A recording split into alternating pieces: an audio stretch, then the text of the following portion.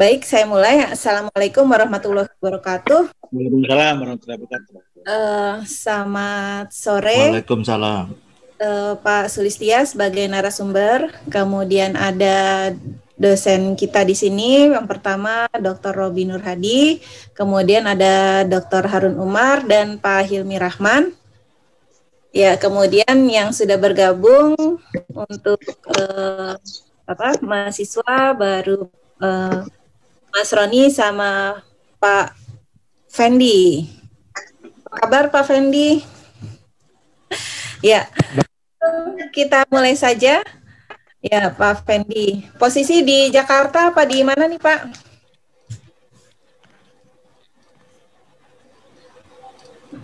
Baik, langsung kita mulai saja. Presentasi pertama dari Dr. Robi Nur Hadi. Silakan Pak Robi. Baik, bismillahirrahmanirrahim. Assalamualaikum warahmatullahi wabarakatuh. Waalaikumsalam. Selamat sore, salam sejahtera untuk kita semua. Dan spesialnya selamat tahun baru 2021. Mudah-mudahan tahun ini lebih baik. Meskipun kalau lihat cuplikan paparan Pak Sulistia, kayaknya masih ekonomi ke depan masih rebound ya Pak, gitu.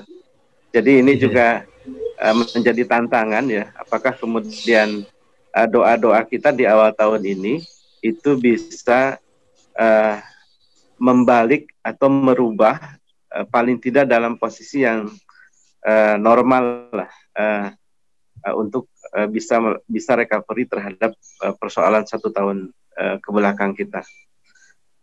Saya ingin menghaturkan terima kasih tentu kepada Dr. Irma Indrayani sebagai kolega sesama pengajar di mata kuliah politik luar negeri, dan tentu senior saya Dr. Harun Umar yang selalu menginspirasi. Lalu kemudian juga ada Pak Hilmi Rahman ya, saya lihat tadi juga ada Bu Mitsi dan lain sebagainya. Pak Sulis, rupanya Bapak diminati oleh dosen-dosen HI, Pak. Gitu. Jadi memang mesti agak hati-hati, Pak. Maksud saya, mungkin karena temanya menarik dan mungkin teman-teman dosen di HI memerlukan native speakers ya, data yang memang di awal sudah di-share. Jadi Pak Sulis bahwa tema ini dan paper yang Bapak buat sekaligus CP-nya itu sudah saya kirim ke grup dosen HI pimpinan Pasca, kemudian dosen FISIP ya, dan ada tim ekonomi bangkit. Di situ ada ada orang-orang kuat lah gitu ya, yang memang masih aktif. Jadi mungkin meskipun mereka mungkin tidak bergabung, tetapi paper Bapak itu sampai ke banyak pihak saya kira. Nah, terkait dengan tema ini, Bu Irma, Pak Harun dan semuanya, jelas ya bahwa persoalan terpenting hari ini adalah COVID dan masalah ekonomi. Kalau kita ungkap konteks ekonominya, maka menjadi terlalu luas. Saya ingat waktu saya masih berkesempatan untuk diskusi dengan Pak Sulistia, beliau ini student yang aktif dan relatif interest dalam mendiskusikan kepentingan-kepentingan nasional Indonesia dalam taktik-taktik politik yang memperlihatkan satu persoalan dalam konteks perundingan dagang ya. Karena beliau sebelumnya kan di Ditjen Perundingan ya Pak Sulis ya gitu. Lalu kemudian jendelanya coba dilihat dalam konteks perdagangan karena tentu saja supaya tidak terlalu masuk ke gang sempit, tetapi juga pada saat yang sama juga tidak terlalu ke jalan yang terlalu lebar. Jendelanya tidak terlalu lebar untuk dilihat. Maka muncullah kemudian tema politik luar negeri dalam perspektif perdagangan ini. Apa yang mungkin ingin kita dapatkan dalam diskusi ini adalah kalau saya mungkin ingin lihatnya dalam konteks misalnya studi Immanuel K. Wallerstein ya, yang dengan teori sistem dunia modernnya itu kan memetakan posisi dan peran negara-negara dalam upaya meraih kepentingan nasionalnya dalam satu sistem antara bangsa yang berpolar-polar. Nah, tema ini atau konsepsi ini sengaja saya ingin angkat sebab pertama bagi banyak pihak ini memudahkan sebagai satu jendela untuk melihat posisi banyak negara dalam kaitannya meraih kepentingan nasional. Ya, tentu dalam hal ini adalah masalah ekonominya. Nah, pada saat yang sama juga kita bisa melihat posisi politik luar negeri Indonesia dalam studi ini. Nah, tapi tentu saja keterbatasan dari Wallerstein ini adalah dia tidak terlalu misalnya melihat aspek-aspek law politik dalam masalah ekonomi. Dia terlalu melihat hal-hal yang mungkin terlalu besar ya, gitu, atau istilahnya mungkin high politiknya, gitu, sehingga ini kurang begitu diminati oleh para pelaku usaha yang dia secara praktis memberikan pengaruh banyak terhadap upaya peraihan nasional interest satu negara, terutama di bidang perdagangan. Saya memang mendapatkan banyak kasus terkait dengan masalah law politik di masalah perdagangan ini. Pertama misalnya begini, kita itu jelas memerlukan satu barang, sebutlah mesin ya, dari luar negeri. Nah, pada saat yang sama mesin itu kan adalah kumpulan dari barang-barang yang variannya bisa jadi terdiri dari baja misalnya. Nah, pada saat misalnya kita memerlukan impor untuk satu barang itu, pada saat yang sama boleh jadi mesinnya boleh, tetapi komponen bajanya tidak boleh misalnya. Apalagi misalnya kalau barang-barang tersebut itu diekspor secara parsial.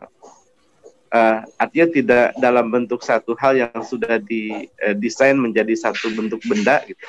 Nah, ini jadi satu hal yang menarik sebagai satu kasus, sehingga bagaimana kemudian terjadi aspek-aspek ekonominya dalam persoalan politik dagang ini.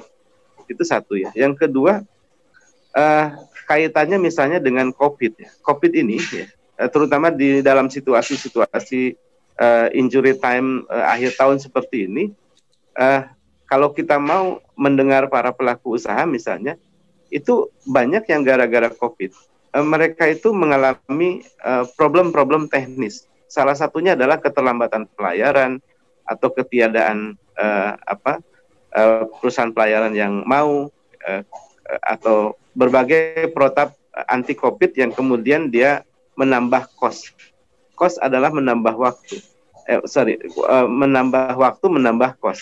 Dan pada akhirnya ini akan lari kepada dua hal. Tidak kompetitifnya satu barang dalam arena perdagangan internasional. Pada saat yang sama, dia boleh jadi kemudian menimbulkan ekonomi biaya tinggi di end user. Dan tentu hal-hal lainnya. Belum lagi misalnya kalau kita mendekat ya ke arena perdagangan yang lingkup regional ya. Kebetulan saya mengajar masyarakat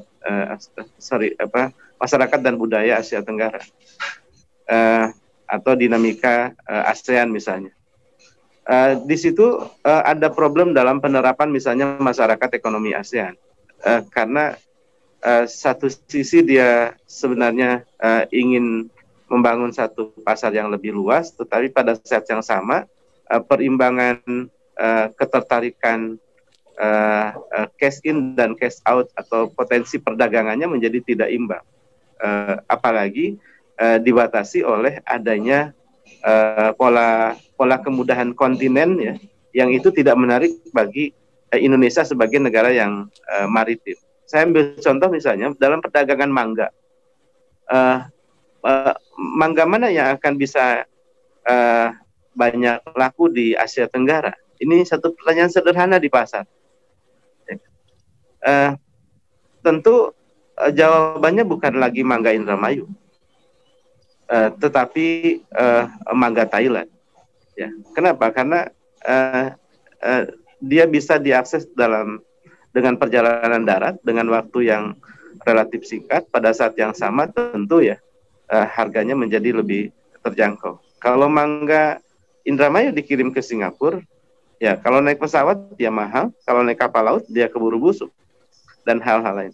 Ini contoh-contoh yang kita lihat down to earth ya kepada persoalan-persoalan perdagangan dan kaitannya dengan fenomena-fenomena yang timbul akibat kebijakan-kebijakan politik yang dilakukan oleh pemerintah kita.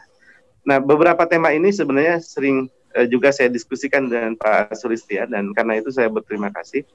Dan saya lihat memang Pak Sulistya ini banyak mengamati persoalan itu, dan saya rasa sayang kalau hanya saya aja yang tahu. Saya merasa penting pengalaman dan pengetahuan kebijakan Pak Sulistya ini itu bisa di-share kepada kita. Ya, bisa kepada para dosen HI, kepada mahasiswa, dan lain sebagainya. Tapi poinnya adalah satu, kita masih punya PR untuk memastikan bahwa posisi politik Indonesia dalam konteks peraihan national interest itu seringkali mengalami dilema untuk memposisikan apakah misalnya terus bertahan di kelompok semi periferi yang pada saat yang sama dia mengalami problem ideologi ya, seperti dengan China misalnya, ataupun harus kemudian dalam posisi yang periferi dan lain sebagainya. Jadi ini yang tentu harapannya bisa memperkaya yang menjadi bagian dari diskusi kita. Sekali lagi mungkin ini saya pengantar karena konsepsi teorinya saya kira teman-teman di kelas sudah mendengarkan lebih awal. Demikian Bu Irma, terima kasih banyak. Ya, Assalamualaikum warahmatullahi wabarakatuh.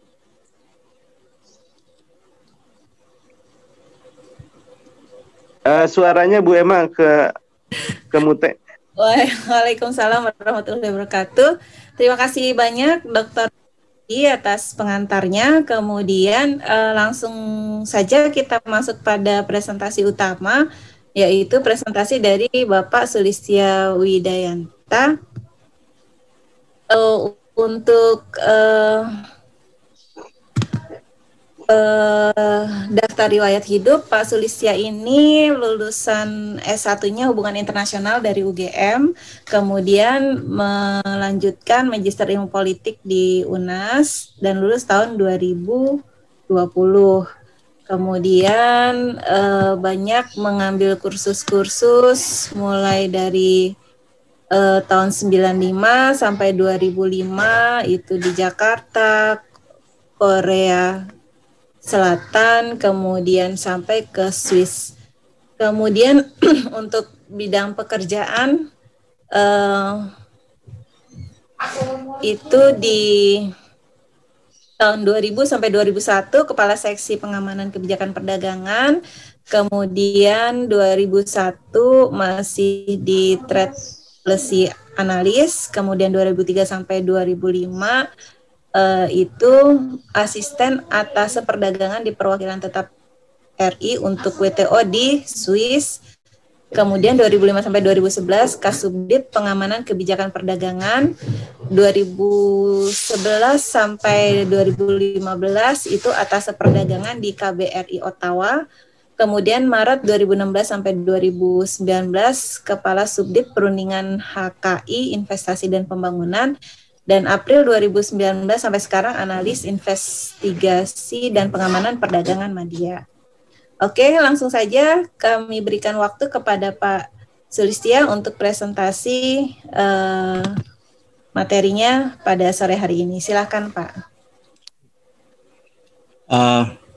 Terima kasih Bapak Ibu Irma, Bapak Robi, dan Bapak Harun Umar. Selamat tahun baru, salam sejahtera. Saya akan memulai diskusi ini. Ini sebenarnya hanya sharing dari pengalaman kerja saja itu yang menyangkut kepentingan nasional kita di bidang perdagangan. Mohon dapat ditayangkan itunya materinya.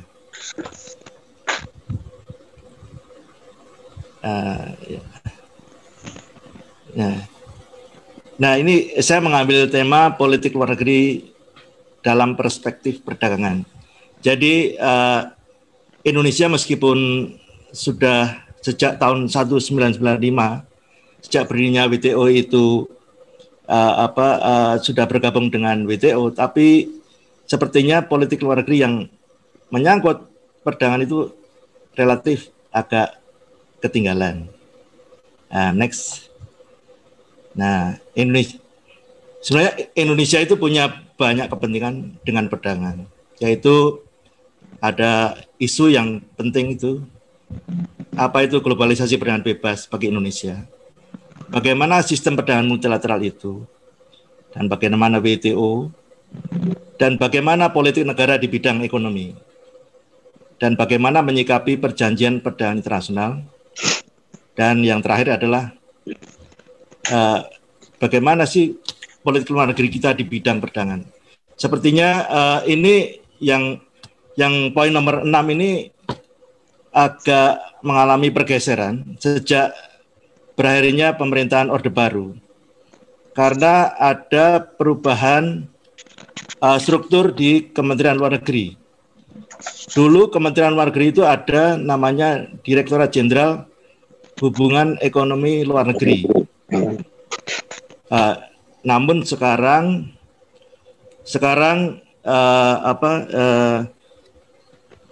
pendekatan dari Kementerian Luar Negeri itu tidak lagi menyangkut bidang ekonomi, tapi menyangkut bidang kewilayahan. Dan ini sangat disayangkan. Sehingga politik luar negeri di bidang perdagangan itu banyak tergantung pada Kementerian Perdagangan. Seolah-olah politik luar negeri di bidang perdagangan itu seolah-olah dijalankan oleh Kementerian Perdagangan. Next. Next. Nah ini profil perdagangan kita. Kita ini termasuk negara yang berpengaruh di bidang perdagangan internasional. Profil kita itu bisa dibaca dari profil yang ditampilkan oleh WTO. Dan tadi seperti disampaikan oleh Bapak Umar tadi, ekspor kita itu paling banyak ke Cina, kemudian Amerika Serikat, kemudian Cina, Jepang, Amerika Serikat, Eropa, dan India. Itu masih menjadi tujuan ekspor kita. Kemudian impornya kita juga paling banyak dari Cina, kemudian dari Singapura impornya, dari Jepang, dari Uni Eropa, dari Thailand. Next.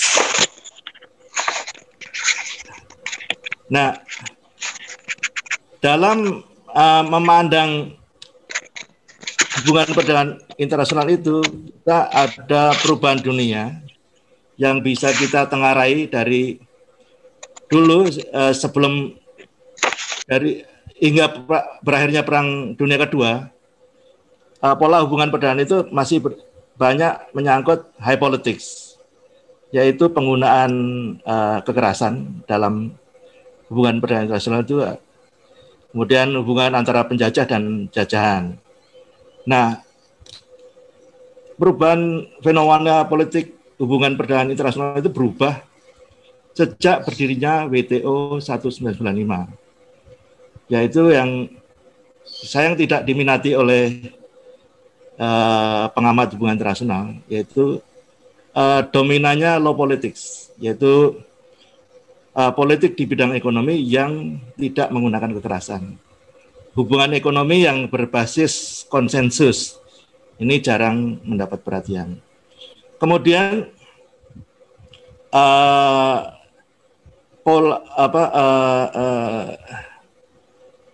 substansi dari hubungan politik itu adalah politik pertukaran sumber daya dunia melalui perjanjian perdagangan.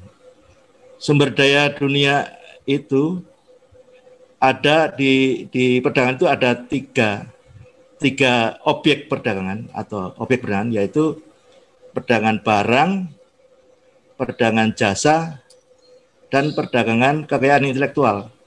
Dan Indonesia itu sampai sekarang masih terkonsentrasi, kalau perdagangan itu tahunya perdagangan barang saja. Perdagangan jasa kurang terurus, dan perdagangan kekayaan intelektual hampir tidak terurus.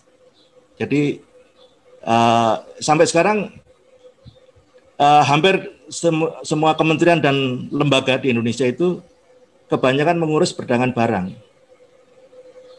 Dan untuk perdagangan jasa sendiri sampai sekarang hanya ditangani oleh satu direktorat di Kementerian Perdagangan. Itu untuk melit seluruh Indonesia. Sedangkan perdagangan kekayaan intelektual itu yang menangani Kementerian Kumham. Tapi mereka tidak begitu interest dengan penanganan aspek perdagangannya. Mereka hanya aspek hukumnya.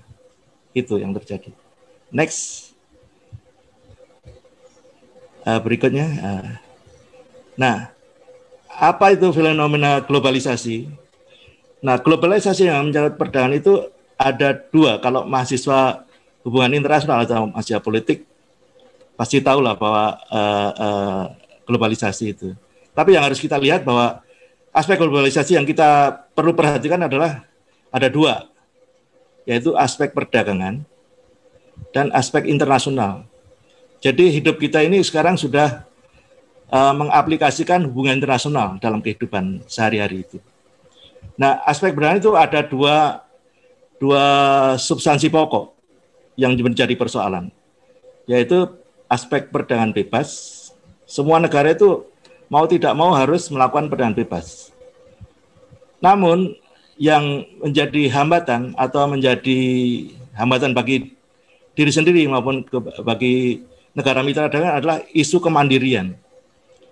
Pada dasarnya setiap negara itu anti impor, itu semua udah jelas itu. Cuma dengan adanya perdagangan bebas itu dibuat impor itu ada ketentuan-ketentuannya, ada angger-anggernya kalau bahasa Jawa. Dan isu kemandirian tetap. Meskipun Amerika Serikat yang paling maju itu, isu kemandirian ini masih menjadi persoalan utama. Dan ini muncul mengemuka sejak Donald Trump. Atau ini isu Brexit. Nah ini, kalau di Indonesia itu isu TKDN. Ini isu kemandirian. Kemudian aspek internasional. Nah, aspek internasional itu persoalan yang dihadapi semua negara adalah aspek perjanjian perdagangan bebas. Aspek perdagangan bebas itu adalah tiket untuk bisa memanfaatkan sumber daya dunia bagi masing-masing negara. Dan aspek yang kedua dari aspek internasional itu adalah isu kedaulatan. Semua negara menangani masalah yang sama, kedaulatan. Karena dalam perdagangan bebas itu masing-masing negara, setiap individu negara itu tidak bisa dicampuri, tidak bisa diinterpretasi dalam hal mereka membuat kebijakan perdagangan di wilayah kepabeanannya masing-masing. Ini yang perlu yang menjadi pokok persoalan dari isu-isu globalisasi perdagangan. Next. Nah ini yang sangat disayangkan bahwa Indonesia itu sejak berakhirnya pemerintahan Orde Baru makin cenderung untuk meninggalkan WTO-nya. Seolah-olah WTO itu tidak punya efek bagi kita. Padahal itu adalah WTO itu adalah konstitusinya perdagangan dunia. WTO itu kita sebutlah sebagai nama organisasi, nama lembaga, nama perjanjian, dan nama dari sistem atau rejim perdagangan multilateral. Rejim perdagangan yang berlaku multilateral itu artinya setiap negara yang ada di dunia ini terdampak oleh multilateral trading system. Dan WTO itu adalah konsensus semua negara tentang hak-hak eksklusif setiap individu negara dalam menandatangani WTO. Jadi setiap negara itu punya hak-hak unik yang hanya dimiliki oleh negara itu sendiri. Nah, konsensus itu di dalam konsensus tentang hak itu ada pertukaran konsesi. Jadi ada yang diliberalkan dan ada batasan-batasan liberalisasi. Masing-masing negara memiliki batasan liberalisasi yang berbeda satu sama lain. Kalau negara maju itu punya batasan liberalisasi untuk kebanyakan mereka itu pertanian negara maju semua punya, kecuali Australia aja. Jadi mereka akan membatasi bahwa produk perdagangan boleh dilakukan, tapi Uni Eropa sudah menetapkan subsidi dan tarif tinggi untuk produk pertanian, sehingga kita tidak mungkin bisa menjual produk pertanian ke Uni Eropa, kecuali dengan harga yang sangat mahal. Demikian juga Uni Eropa sampai sekarang tidak mau menurunkan biaya masuk produk pertanian sampai kapanpun. Dan kalau Amerika Serikat agak berbeda dengan Uni Eropa. Amerika Serikat itu dia mau meliberalkan produk pertanian, tapi dengan biaya masuk dengan subsidi yang sangat tinggi. Karena bedanya subsidi pertanian di Uni Eropa itu untuk menjaga agar rakyat Uni Eropa itu tetap mau tinggal di desa-desa untuk persediaan lumbung pangan dan mau tinggal di daerah-daerah gunung untuk bertani di sana. Dan kalau Amerika Serikat itu menggunakan produk pertanian untuk menjalankan politik luar negeri mereka. Nah, WTO itu menjadi konstitusi penyelenggaraan perdagangan dunia. Kemudian WTO juga berfungsi sebagai forum perundingan, penyelesaian sengketa, dan digunakan oleh negara untuk mengakomodasi kepentingan ekonomi nasional masing-masing. Seperti saya sebut tadi bahwa WTO itu hanya mengatur 3 objek sumber daya dunia, yaitu sumber daya perdagangan barang, perdagangan jasa, perdagangan kekayaan intelektual. Nah, ini WTO itu basisnya adalah GATT. Jadi bedanya GATT dengan WTO, kita tidak boleh lagi menyebut WTO sebagai GATT karena itu GATT plus. GATT dulu hanya berkonsentrasi di barang, sedangkan WTO ada tambahan jasa, kekayaan intelektual. Dan ini mengikat setiap negara yang menjadi penandatangan karena kita sudah meratifikasinya. Di Indonesia ratifikasinya Undang-Undang Nomor 7 tahun 1994. Next. Nah, ini yang sangat kita sayangkan bahwa masyarakat akademis, masyarakat pembuat keputusan maupun pengusaha-pengusaha itu jarang memberi perhatian pada sistem perdagangan multilateral yang menjadi kepentingan kita semua. Dan dalam sistem perdagangan multilateral itu, negara harus menjadi dirinya sendiri, negara sebagai aktor individual. Ketika negara menciptakan kemakmuran melalui penggunaan perdagangan, ya dia mau tidak mau harus memberi perhatian pada sistem perdagangan multilateral. Dan di WTO itu, di sistem perdagangan multilateral itu, dunia dianggap sebagai pasar tunggal dan dianggap sebagai asal sumber daya ekonomi. Sistem perdagangan itu mengatur interaksi antar negara di bidang perdagangan. Nah, di dalam sistem perdagangan multilateral itu, di dalamnya termuat kesepakatan politik tentang hak negara dalam pemanfaatan sumber daya dunia dan melindungi negara itu sendiri. Ada prinsip-prinsip perdagangan yang harus dirujuk oleh setiap negara dan tertib kebijakan mengenai kebijakan dan tindakan dalam penyelenggaraan perdagangan dan penyelesaian sengketa. Penyelesaian sengketa itu ketika terjadi perbedaan interpretasi antara dalam membaca persetujuan WTO. Nah, ini sistem perdagangan itu yang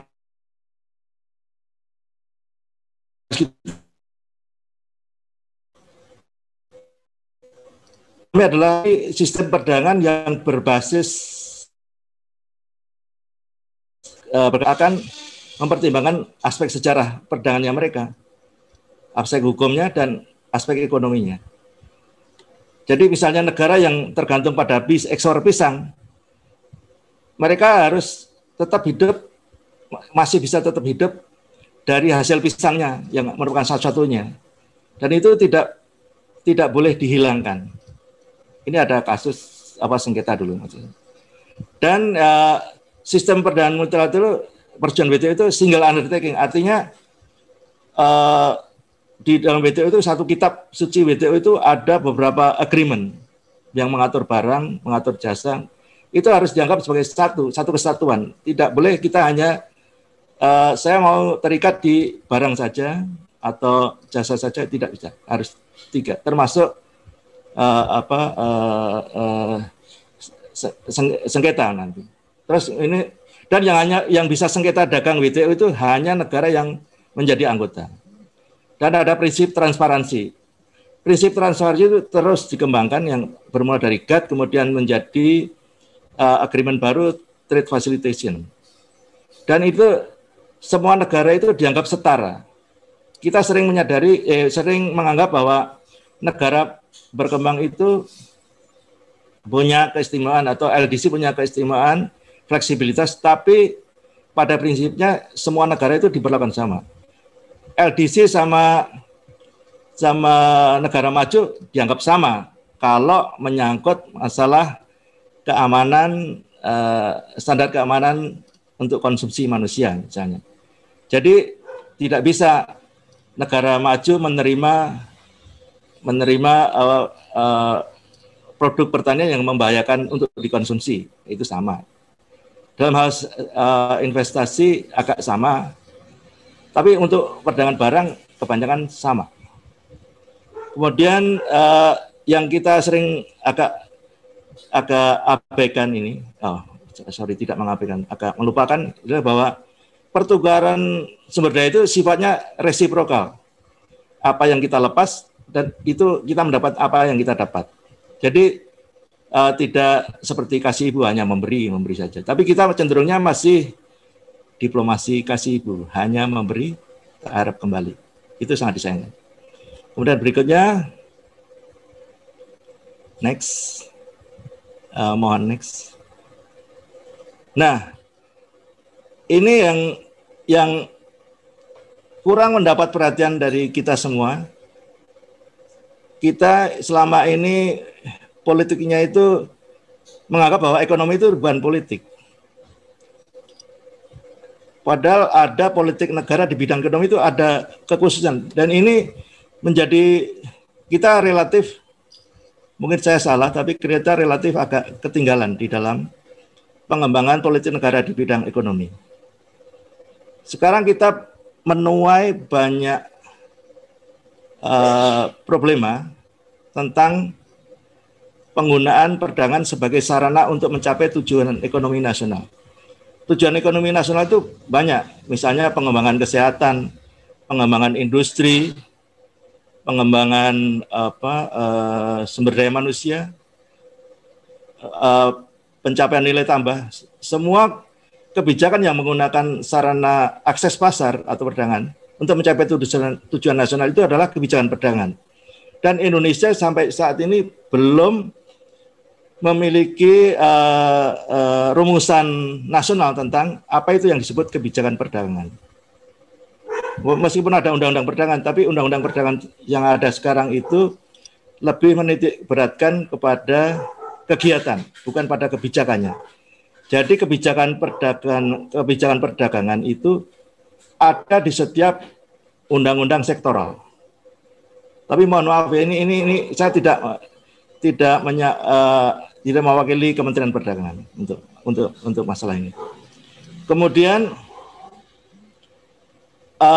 politik negara di bidang ekonomi itu adalah bagaimana suatu negara bisa memanfaatkan sumber daya dunia untuk kepentingan ekspor, impor, dan mengembangkan investasi. Kemudian setiap negara punya kepentingan politik untuk melindungi bangsa dari ekses negatif perdagangan internasional. Melalui, kalau di bidang perdagangan itu melalui untuk menjustifikasi penerapan kebijakan tarif, kebijakan non tarif, dan untuk mengamankan investasi. Dan setiap negara itu berusaha mengakomodasi konstitusinya dan perundangan nasionalnya masing-masing. Nah, ini kita agak kurang perhatian terhadap konstitusi kita sendiri. Konstitusi alinea 4 dari Undang-Undang Dasar 45 itu mengamanatkan kita untuk melakukan liberalisasi perdagangan. Tapi liberalisasi perdagangan yang tentunya yang mengakomodir amanat dari Undang-Undang Dasar alinea 4 itu. Dan politik negara itu kita agak kurang mensosialisasikan kebijakan ekonomi pemerintah. Atau kebijakan pemerintah yang sudah disosialisasikan itu tidak menarik perhatian. Itu bisa juga. Dan kepentingan politik negara di bidang ekonomi adalah melembagakan kepentingan politik di bidang ekonomi melalui perundangan dan regulasi. Jadi latar belakang kepentingan politik di bidang ekonomi itu terdapat di setiap perundangan dan regulasi. Next. Nah, ini perjanjian perdagangan itu yang sangat penting, saya harus hemat ini. Perjanjian tentang hak eksklusif yang diperoleh penanda tangan. Dan kita ini menganggap kita sering terjadi kecelakaan dalam perjanjian perdagangan itu karena kita lupa bahwa hak yang diperoleh dari perjanjian perdagangan itu tidak otomatis, tapi hak itu harus kita klaim. Dan sifat dari perjanjian itu adalah mengikat dan semi permanen karena melalui ratifikasi. Kita bisa juga keluar dari perjanjian perdagangan kalau kita mau. Dan WTO itu menjadi dasar dari setiap perjanjian perdagangan, baik itu bilateral, plurilateral maupun multilateral. Bentuknya ada free trade agreement, ada preference trade agreement, ada SEPA, dan lain-lain. Dan tujuan dari perjanjian perdagangan di luar setelah WTO adalah untuk memaksimalkan pemanfaatan sumber daya perdagangan luar negeri yang belum kita lepas di multilateral. Jadi bilateral dan plurilateral atau regional di bawahnya itu adalah liberalisasi lebih lanjut dari yang kita table di WTO. Dan filosofi dari perjanjian perdagangan itu adalah untuk mengamankan dan atau mengembangkan investasi. Jadi kalau kita melindungi industri kita itu adalah kita melindungi investasi yang sudah terlanjur ditanamkan di dalam industri tersebut. Dan ini perdagangan itu adalah pertukaran konsesi untuk diliberalisasikan secara terbatas. Jadi di WTO itu tidak ada perdagangan yang sebebas-bebasnya, nggak ada. Ada batas-batas liberalisasi. Next. Nah ini kita bisa melihat sekilas bagaimana perjanjian perdagangan internasional.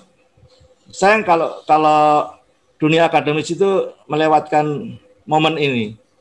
Kita sudah ada sekitar 50 lebih perjanjian perdagangan. Kalau ini masih belum menarik perhatian juga, ya sedih lah. Next. Nah ini, sekarang apakah itu politik luar negeri di bidang perdagangan? Politik luar negeri bidang perdagangan itu tujuannya adalah untuk mengakomodasi, mengartikulasikan, mengamankan, dan merepresentasikan politik negara di bidang ekonomi. Politik negara di bidang ekonomi ada di setiap undang-undang sektoral kita, itu ada. Dan ini diplomasi untuk mengamankan dan melindungi akses pasar. Dan tujuan dari politik luar negeri, tujuan dan fungsi dari politik adalah untuk mengamankan dan meningkatkan investasi. Dan untuk melindungi bangsa dari ekses negatif perdagangan itu berdasarkan K3LM, kesehatan, keamanan, kebersihan lingkungan, dan moral. Itu dibolehkan. Dan kita juga punya kepentingan untuk menegakkan WTO itu, menegakkan sistem perdagangan. Karena kita sudah menandatangani. Kemudian melembagakan kepentingan politik di bidang ekonomi. Kalau sekarang yang untuk poin E ini, harusnya Indonesia itu menjadi leading untuk memultilateralkan ketentuan halal. Indonesia harus. Jadi kalau misalnya nanti ketentuan halal itu menjadi standar, menjadi agreement WTO, berarti kita tidak usah mengubah-ubah lagi undang-undang domestik kita. Bisa menjadi panutan. Demikian juga perundingan fishery subsidi. Kita harusnya memultilateralkan kebijakan kita tentang perikanan dan kelautan. Dan itu kita cukup memperjuangkan itu tuh akan diakui secara multilateral. Next. Berikutnya. Nih, ini. Karena kita punya beberapa kasus perdebatan, ini contoh ya. Perdebatan tentang program TKDN di Indonesia itu. Program TKDN itu tujuannya adalah untuk membuat ketahanan industri, untuk mendirikan industri sendiri. Tapi kenapa itu program TKDN banyak ditentang oleh negara anggota WTO lainnya, negara lain? Itu karena kita dalam merumuskan kebijakan yang menyangkut perdagangan itu mengabaikan terminologi perdagangan. Jadi kita itu masih terlalu kasar untuk menuangkan keinginan kita. Tujuan kita tetap dapat mencapai tujuan tanpa bertentangan dengan terminologi. Dan itu kita sangat kurang dalam. Kita bisa melihat bahwa ada berbagai kementerian di luar perdagangan, bahkan Kementerian Perdagangan sendiri membuat kebijakan-kebijakan yang menarik perhatian untuk disengketakan. Ini tetap kita bela juga. Republik Indonesia kan tetap dibela oleh kita semua. Dan ada yang meskipun bertentangan, ada yang berhasil juga. Next. Berikutnya. Nah, tantangan politik luar negeri kita, ini yang terutama adalah perdagangan belum menjadi pilar politik luar negeri Indonesia. Kita masih menganggap bahwa ekonomi lebih penting. Padahal perdagangan itu adalah pelaksanaan dari politik nasional di bidang ekonomi. Ekonomi tidak akan berjalan kalau kita tidak menjalankannya. Saran instrumennya adalah perdagangan. Dan di Indonesia, saya contoh aja, umumnya kita kurang memahami multilateral trading system. Dan provinsi di Indonesia yang paling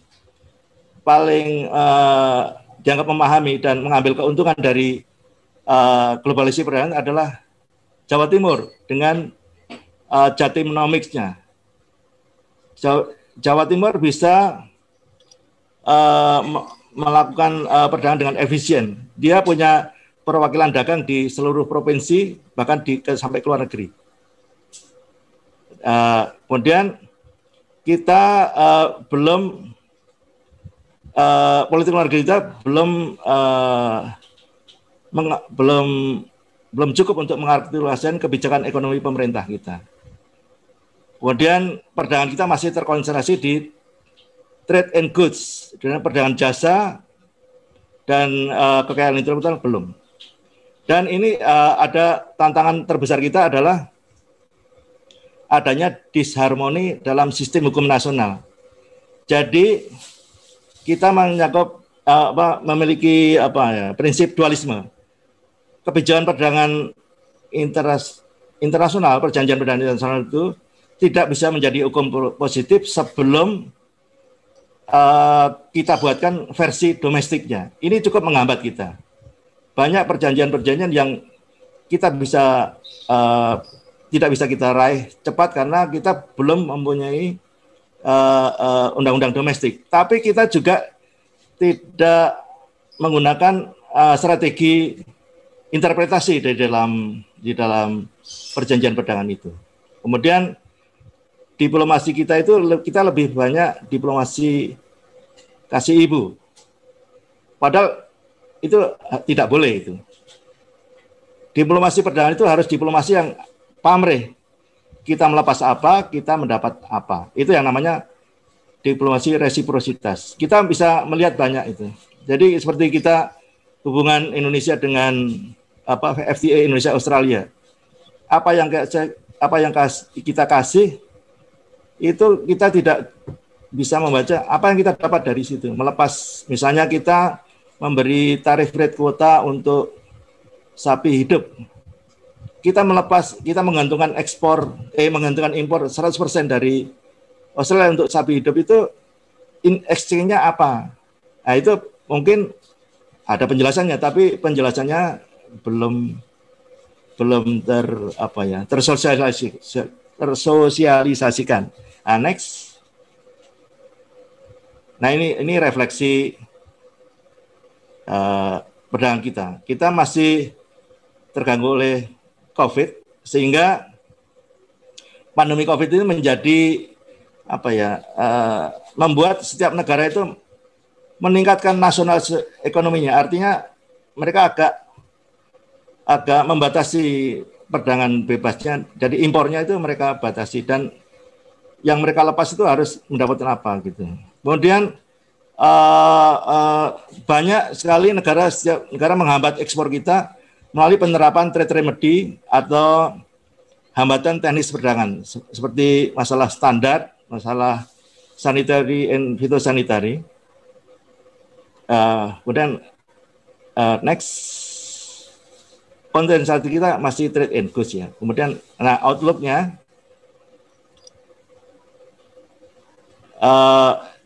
kita perlu optimis juga bahwa ekonomi global diprediksi akan mengalami rebound. Dan yang tindak lanjut yang paling itu yang perlu outlook yang perlu kita antisipasi adalah tindak lanjut dari trade policy review. Indonesia setiap 7 tahun itu ditinjau keseluruhan kebijakan perdagangannya yang namanya trade policy review WTO. Dan Indonesia itu apa yang kita cantumkan dalam trade policy review itu akan dipelajari oleh negara dan bisa dipakai untuk menghantam kita. Dan kemudian kita juga dari banyak perundingan perdagangan bebas tadi, bagaimana kita memanfaatkannya. Kita sudah membuka pasar untuk kita isi, tapi kita belum perlu siap untuk mengisi pasar dengan produk Indonesia. Kemudian antisipasi program TKDN yang melibatkan serangkaian kebijakan perdagangan yang bertentangan dengan WTO. Kemudian ada hal yang baru di kita ini. Dulu kita itu tidak pernah melakukan investasi ke luar negeri, tapi sekarang 5 tahun terakhir ini investasi Indonesia itu meningkat, dan ini baru 1 atau 2 tahun ditangani oleh Kementerian Menko Invest. Sebelumnya tidak ada yang menangani. Jadi kita itu BKPM itu konsentrasinya masih inbound investment, sedangkan outbound belum. Kemudian itu terima kasih, mohon maaf karena cara saya agak gemetaran. Dan ini mohon dukungan untuk rencana saya menerbitkan buku Indonesia dan WTO. Semoga nanti ilmu yang saya dapatkan dari UNAS bisa saya share untuk Bapak Ibu semua. Terima kasih banyak. Wassalamualaikum warahmatullahi wabarakatuh. Waalaikumsalam warahmatullahi wabarakatuh.